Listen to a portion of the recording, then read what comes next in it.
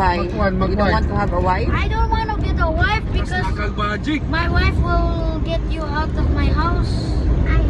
And plus, I don't know how to kuhan. I don't know how to do when you had to make babies, Mama. I don't know how to do that. So that's why I want to have a child plan. I'm not going to have that. Why? Because I don't know how to do that. Can you go to my house, my new house? That's why. I don't know how to Your make, life, your rules. I don't know how to make babies like Papa does. Ah, okay. I don't know how to make babies like Papa does. So mag-adapt na lang ka? What? You're gonna go on wrestle with my wife? Hell no! I'll only adopt a child lang. Okay.